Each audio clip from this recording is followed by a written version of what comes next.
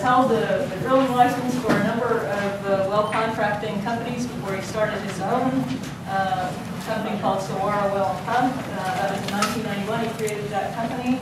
And in 2006, he retired. And now he does well inspections for sale and transfer of real estate properties that are supported by domestic wells. He also does a tremendous amount of outreach to private well owners. He has worked with the Cooperative Extension on a guide for well owners to educate them about things they need to know if they have a well and want to operate it safely and productively. He also provides classes to realtors, for instance, to help them educate the consumer, if you will, and he's a prolific writer. So he is going to speak to the topic of private wells in the Scanega Basin and their place in future planning. Thank you, Judith. Thank you for that introduction. Excuse me. Thank you, ladies and gentlemen, for the opportunity to be here and make a presentation. You know, I appreciate the opportunity. Could we dim the, thank you, dim the lights a little bit. Any of the things that she mentioned in the introduction to me, that any qualifications or accolades or anything that I've achieved, has nothing to do with what I'm going to say today. Because I want to make this presentation to you as if I was a private well owner, which I am. I do still have a well in my name. And then, more than that, I want to present this as if I were many well owners speaking as voice, because private well owners don't have a collective or an advocacy group. They don't have an association. You know, it's very, very hard to get a lot of them to agree to the same thing. But in this context of what you're dealing with out here with a large area, they have to be a factor to be contended with, or at least to consider at some times. I know everything. There certainly are a factor for the Rosemont consideration, right? Because the private wells, even though they're not organized, they don't always speak collectively, they are a factor to deal with. And I think what I can do, because of my background experience, I can give you what I call my perception of how private well owners see things in the light of the rest of the world. And it may be a perspective that you haven't seen before. Now, if any of you in the room, and I suspect that some of you are your own private well owners, and I'm going to say something that doesn't fit with your perspective of what they are, that's fine. At the end, we'll have plenty of chance to discuss that. But let me just say what I can about my perspective for private well owners. A long time ago, I was just between second and third grade on my family property back in the Midwest. My mom and dad decided to build a home on the corner of our grandfather's farm. So we moved out onto this raw land, hired a contractor to come in and auger a hole in the ground. He went down about 40 feet. We put in these large diameter cement casings. That was the kind of well that we made in those days and at that time. And I was very young, but I do remember, you know, how that went. It was about a 40-foot well and had at that time, about a 12-foot static.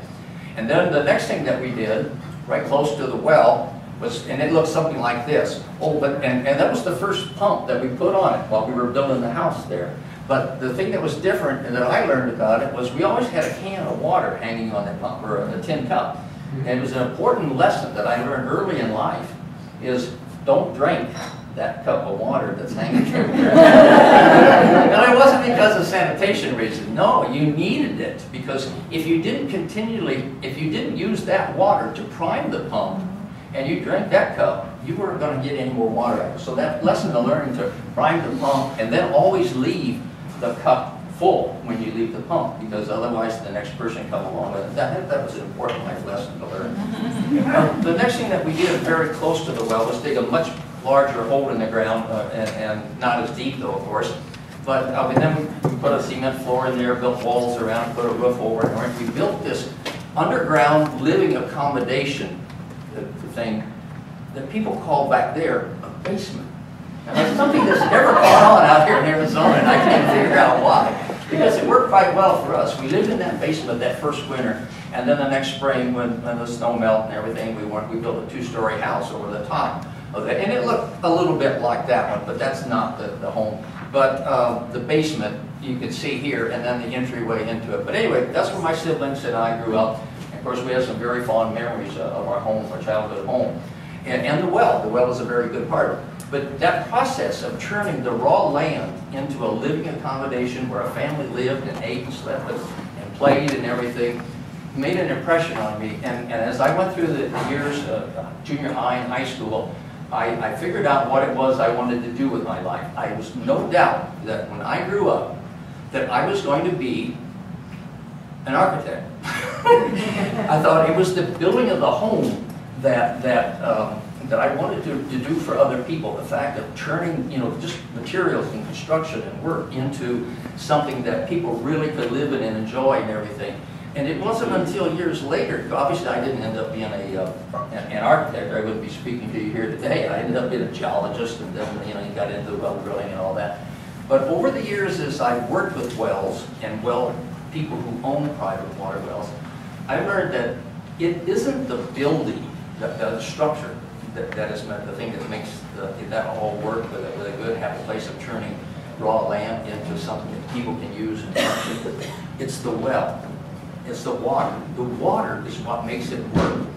And here in the desert Southwest, if you don't have a well to get the water, you don't have anything. Now, think about that just for a second. In where we are here in this room, we couldn't all be here if it wasn't for those two structures in the ground right out here between us and the barn. One is a windmill well, and there's another one under what I call a Hollywood rock, just a little ways down the hill down there, because it's out of sight, and it's kind of covered up. But without those two wells and the things that we can enjoy from it, the running water, the toilets and everything, I don't know, is this air conditioning or evaporative coolers, I'm not sure, but we couldn't live here. We couldn't be anywhere. So there's a long history and a contribution of what wells have done for us. Now, back to the perspective of my well. This is the well that I call my well now. It's on Tanque Verde Road between Sabino and Tanque Verde Creeks, a little bit out of this area. But when we first moved to this property in about 1961, that was a 40-foot well with an 18-foot static. It's since, I've had to deepen it since then to almost 300 feet. And I had to raise it because of a flood event. You can see where I added a piece of casing onto it there, because in 1983 we had a lot of surface water runoff coming through there, so I've had to deal with it too. But our well is out here in the open, and this is the way I really would like to look at it. Every time somebody would come to the family property, would say, "Hey, come on over here and look at our well. This is our well. This is it." I mean, I know that's a little ridiculous, but when you think about it, it is the key and most important piece of equipment, I think, on your property. I mean, what can you do if you don't have a good water?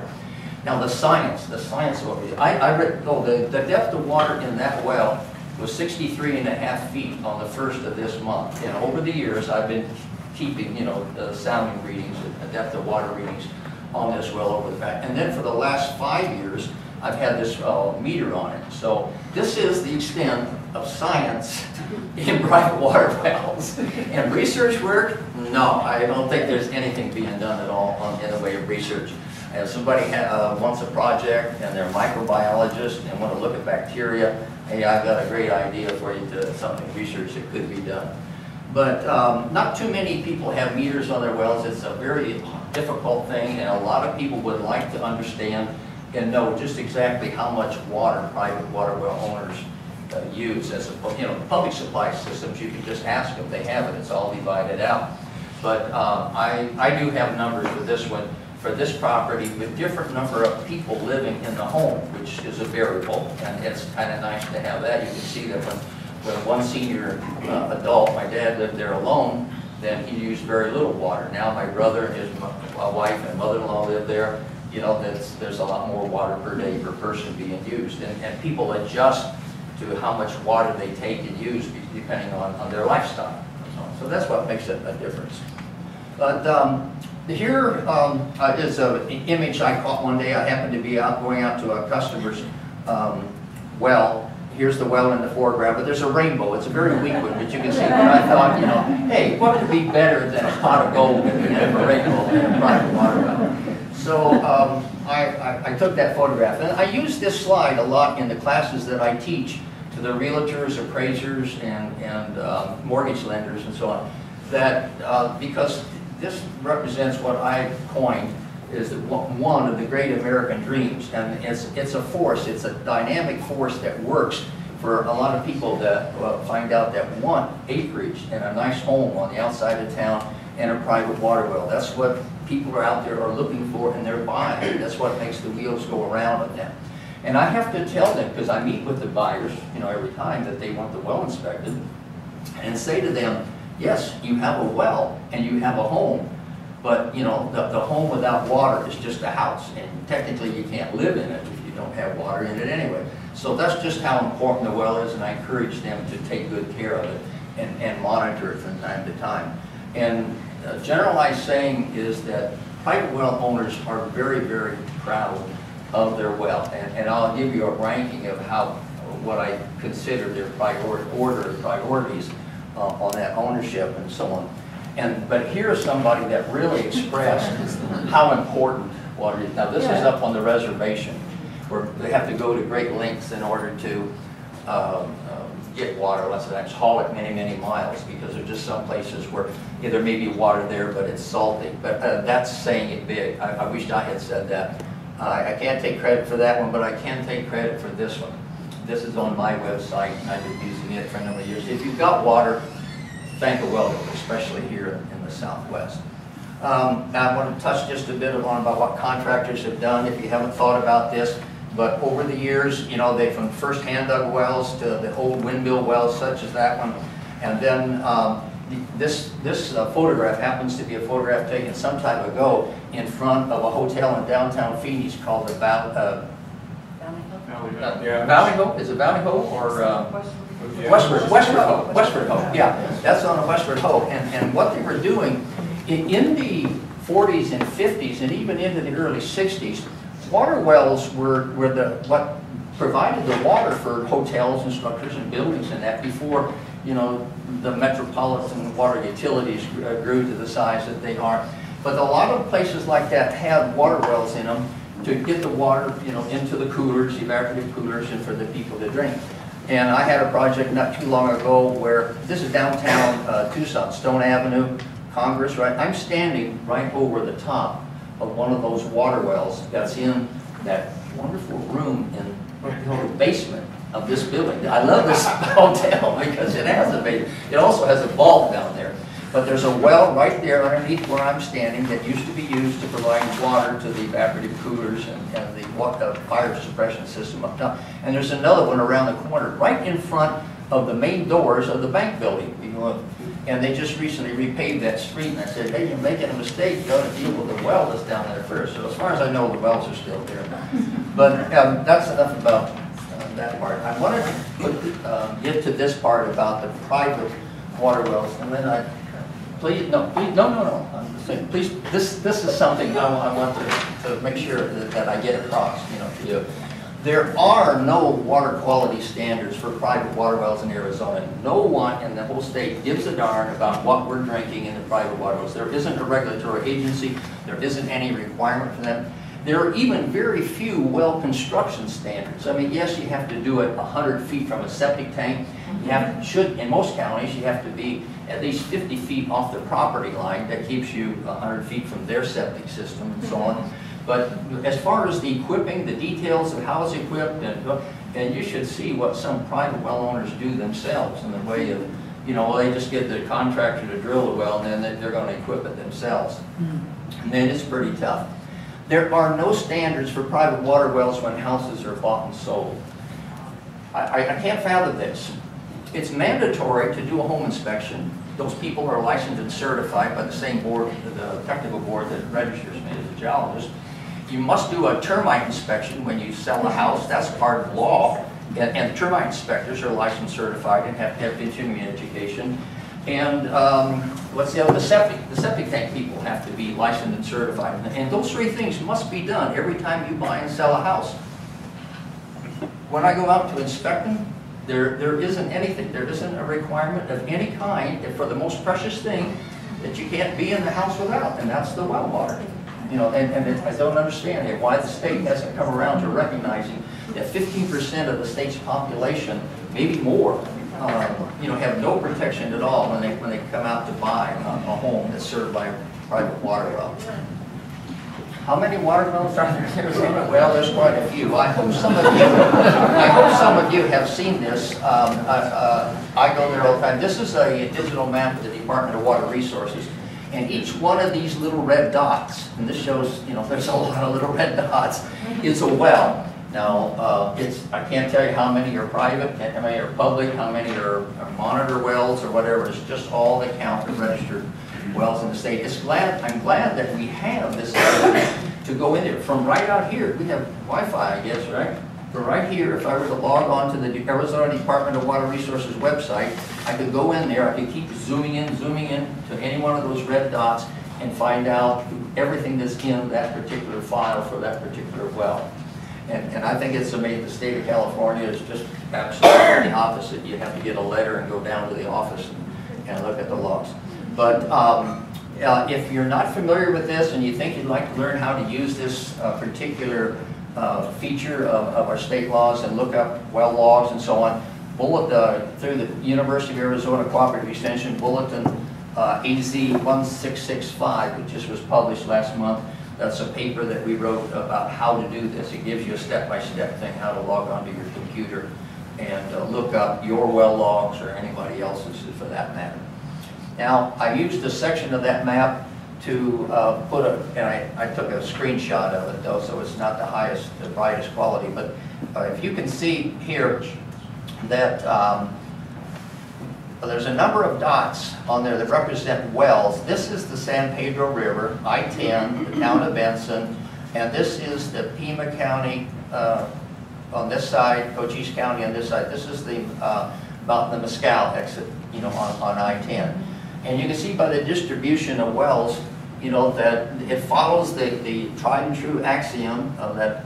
This is the real science, or the psychology of it. Water is where you find it, and it isn't where you don't. I'm sorry. But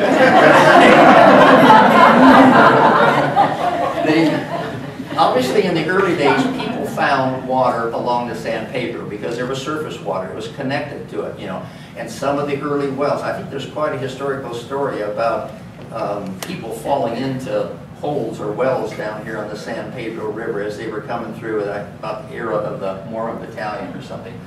But you can't tell by looking at the red dots which ones are shallow wells and which ones are deep wells. But we have to assume that a lot of these along here are shallow wells, and they're drawing and very closely connected with the surface water in the drainage, as opposed to those that are up here on almost the crest of the hill. This is about, I think, skyline back here, but up there at Mescal exit, you'll see that the people those are much deeper wells, and there isn't a source of recharge. They don't have the benefit of that. So they're in a more precarious situation. It works this way. The good thing for these people is that they have shallow wells and they're on the river. The bad thing for them is they have shallow wells and they're on a river. And up here, the same is true. The deep wells, it's good that they have deep wells and they're not drinking river water or surface water, or they're not subject to any kind of contamination from a source to be known, like somewhere up here, the Apache Powder Works and so on. But the bad thing is that they have deep wells and no recharge. You know, they're mining their water. And so, although there's wells of all kinds, that they're certainly in different attitudes. Now here, a more detailed picture of what's going on up at the Mescal exit. It's a funny little pattern. You see that, you know, the wells they're plotted here only down to the closest 10 acres. That's what makes it look so symmetric. They're really not located quite that symmetric. But I know that I've worked on some of the wells up here. I've inspected some of these up here, and I know that some of these wells are shared wells. That means that there may be one well, but there could be 5 or 6 or 7 or however many homes all living off of the same well. So that's another confusing thing, and I'll say a little bit more about the predicament that leaves shared well owners in just a little later on. But Seneca Creek enters down here to the west. Here's some other areas that I chose to illustrate. This is Huachuca City, Highway 90 going through there, and 80 or 82 going through the Baba Kumari wash going down. You can see that wells are scattered, you know, around in a somewhat random pattern.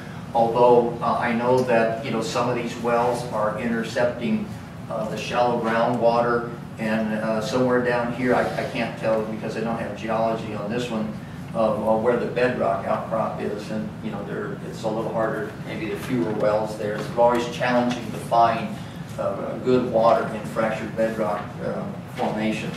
The sand and gravels are certainly much more preferable.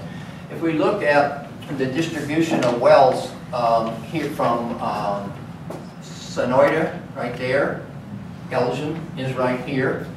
It's strange, isn't it? Look, the predominance of the wells are in just this one band zone along here. Here's the drainage, and so on, the Seneca Creek taking off that way. But have you looked at that in that way, that it's strange that this must be either the good formation, or else this is state land and you can't drill wells. I don't know what the pattern is there, but there's certainly factors. These are stakeholders, aren't they, in your areas of interest. You know, so someday you'll have to understand what they. But here is my perspective of how well owners look at things, and it's ranked sort of in an order. They do love and cherish their water well and the aquifer as they understand it. A lot of private well owners say, yes, I've got a great well, it's X number of gallons per minute, and it's a good aquifer, it's just been there forever and it's never changed and everything. And then the other thing that's in their back of their mind is a perception of a right to withdraw their water, whether it's correct or not. You know, they'll say, well, my well is grandfathered in, and I have a water right because it's grandfathered in. They use that grandfathered term, but that's not exactly accurate with exempt wells, but it does apply to the non-exempt wells. It is a term that we use. The grandfathered water right means something totally different than what private well owners have, and their right to withdraw. But I will say that some of them still have the perception that it's private property and that they can extract whatever they want at any time they want, but that is not the case. I summarized it that in about 1980, the Groundwater Management Act, the water went from being somewhat private property to be used as put to a practical purpose and good use, to being now owned and controlled by the state of Arizona, and for the good of the population in general, and that you only get a permit. When you get a permit to drill a well, you get a permit. There's pretty much a right to extract an X amount of water and use it. You know, and that's probably the better way that it is now to be managed for the benefit of all of us.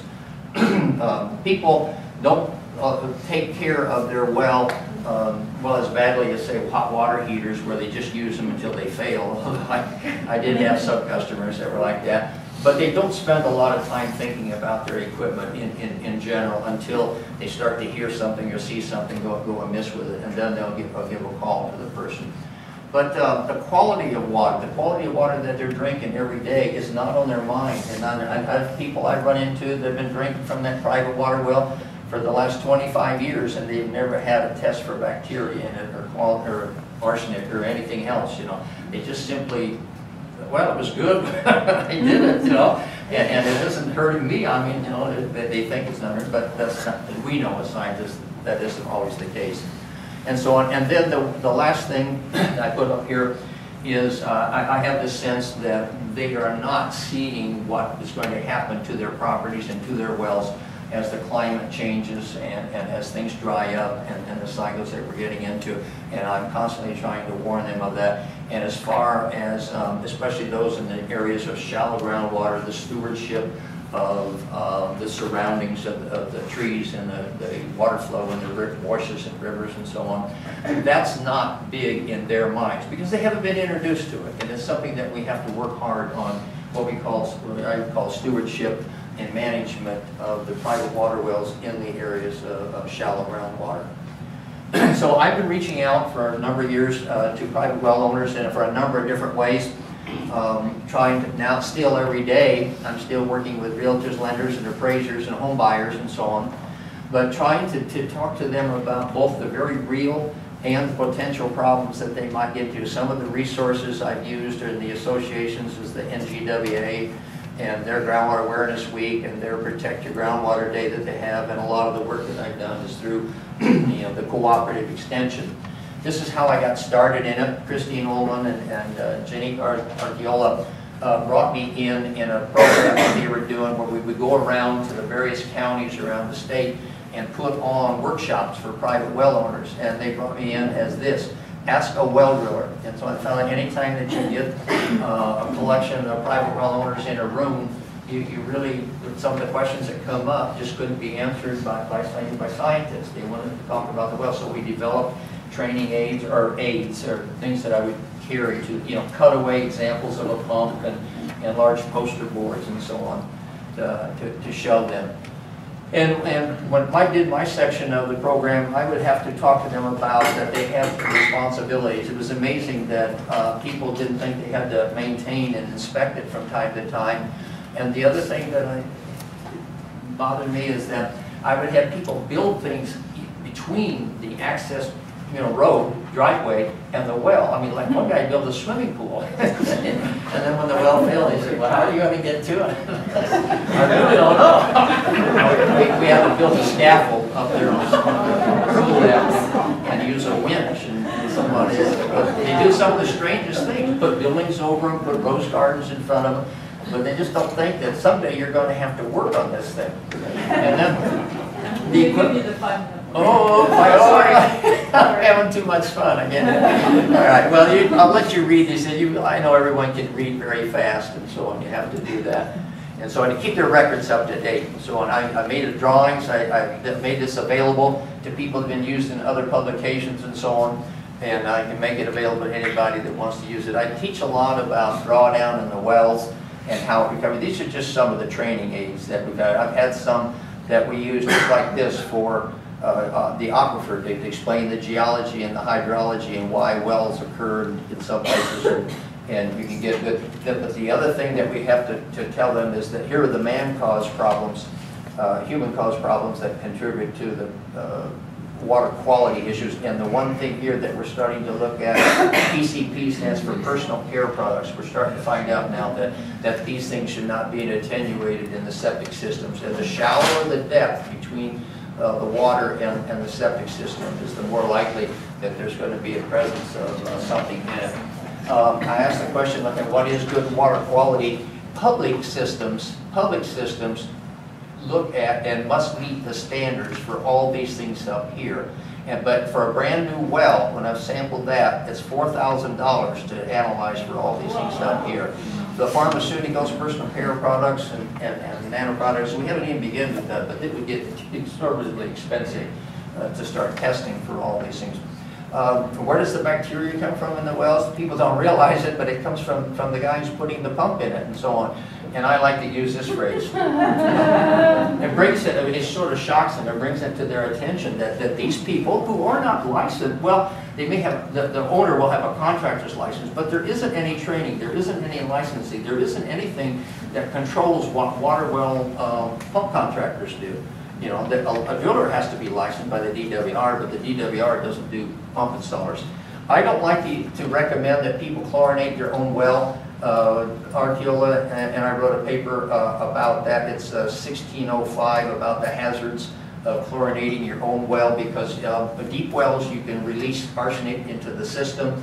It's a strong oxidizer. For the shallow wells where there's a lot of organic material, you can get disinfection byproducts in and so on.